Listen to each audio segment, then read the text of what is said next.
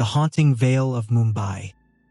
Before we step into the shadows of Mumbai, a word of caution. Darkness has a way of creeping in unnoticed. Hit that like button before the spirits do. Share this tale before it shares you, and subscribe, unless you want a Pretas whispering your name at midnight. And don't forget to ring the bell icon, or the Chudails might just come knocking instead. Now, continue with the story. The monsoon rain lashed against the towering glass facades of Mumbai, a relentless drumming that mirrored the unease settling deep in the city's underbelly.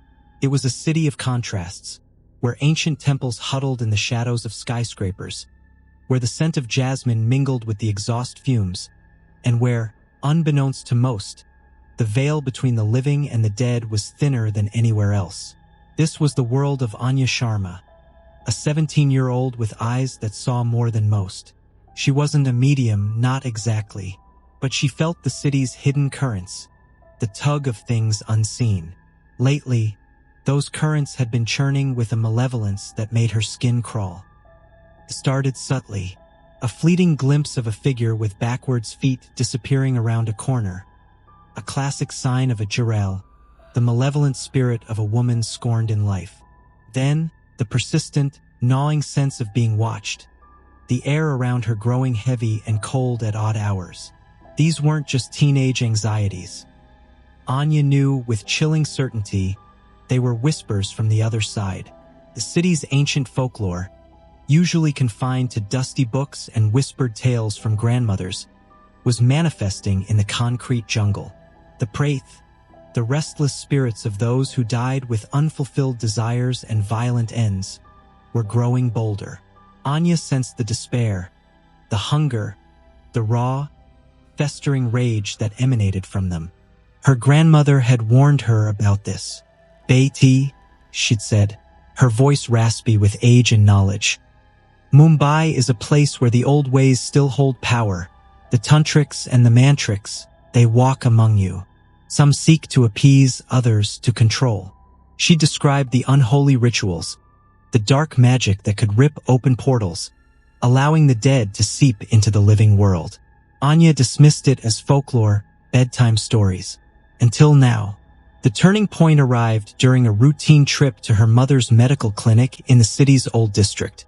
It was a sprawling building that had been a colonial-era hospital in its past, its very stones soaking in centuries of pain and trauma. She felt it the moment she stepped inside, a wave of cold, clammy energy that made her breath catch in her throat. Anya saw him then, a spectral figure hovering near the medicine storeroom, its eyes hollow pits burning with a green light. It emanated a putrid stench, a rotting smell that had nothing to do with human decay. It was a Pretas, malevolent and consumed by an insatiable hunger. This particular one was unlike the others she'd sensed. It was stronger, more focused, its energy laced with something darker, something intentional. Fear warred with a strange, unwelcome curiosity. She found herself drawn to the storeroom, ignoring the rational part of her brain that screamed at her to run. Inside, hidden beneath a pile of discarded bandages, she found it, a small wooden idol, crudely carved with symbols she recognized from her grandmother's books. It was a vessel for dark magic, a conduit for the Pretas' power. Anya knew instinctively what she had to do. She needed to destroy it. But destroying it wasn't simple. The Pretas, sensing her intent, attacked.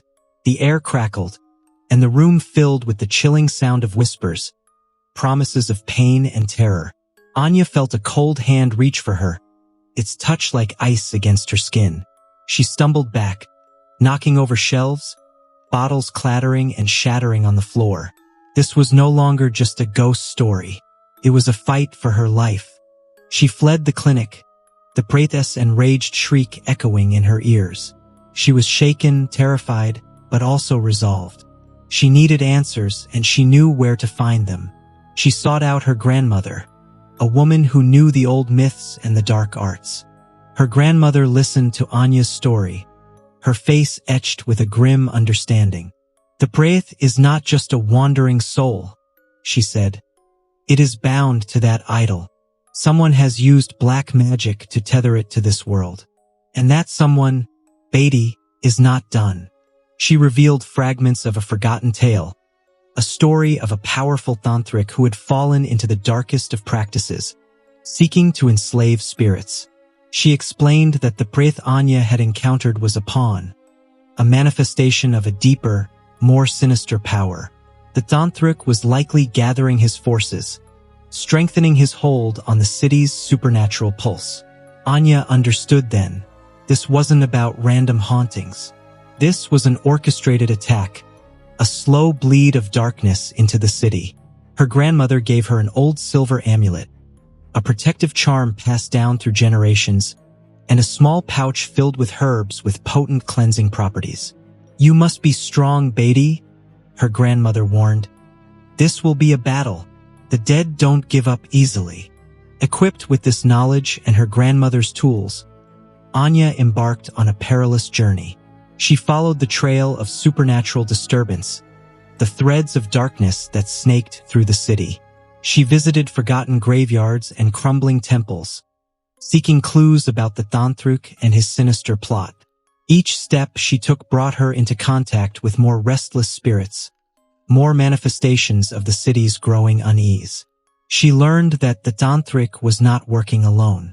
He had gathered a cult, composed of individuals consumed by greed, lust, and despair. They were his pawns, helping him to gather power, to open the floodgates for the dead to overwhelm the living. The final confrontation took place in a dilapidated textile mill on the city's outskirts, a place where the echoes of industrial grime mingled with the whispers of the dead. The tantric, a gaunt man with eyes that burned with ambition, stood surrounded by his followers. He held the Pretas idol aloft, its surface crackling with malevolent energy. A battle erupted, a chaotic mix of physical struggle and supernatural assaults. The Preth attacked Anya with the full force of its rage, its icy touch burning her skin. The tantric unleashed waves of dark magic, sending spectral tendrils to ensnare her. Anya fought back, relying on her sharp wit, her grandmother's teachings, her inner resolve. She wielded the amulet like a shield, the herbs like weapons against the encroaching darkness. She learned to channel the energy of the city itself, using its inherent power to her advantage. Finally, with a desperate lunge, she struck at the idol, smashing it against the cold concrete floor. The Preth let out a piercing scream, its form disintegrating into dust. The tantric, weakened and defeated, fell to his knees, his eyes wide with disbelief. The battle was won, but the war was far from over. Anya knew that the threads of darkness remained, waiting for their moment to resurface. She now bore a burden, a responsibility to guard the city, to keep the veil between worlds intact. The monsoon rain began to soften, the heavy clouds parting to reveal a sliver of moon. Mumbai was still a city of secrets, of hidden horrors and forgotten magic. But for now, at least the worst of the storm had passed.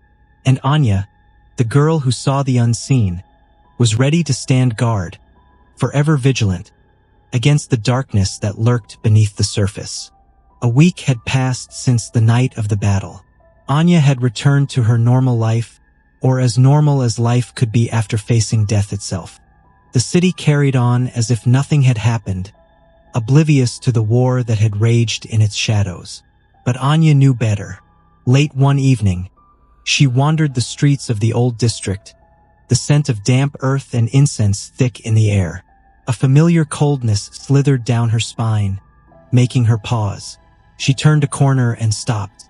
In the dim glow of a street lamp, a figure stood watching her. A woman with long, tangled hair, her feet twisted unnaturally backward. A Chudail. A slow, knowing smile spread across its cracked lips before it melted into the darkness. Anya exhaled and reached for her amulet. The fight wasn't over. It had only just begun. Shadow's Lair viewers, what do you think? Do you believe the spirits of the past still walk among us? Let me know your thoughts in the comments below.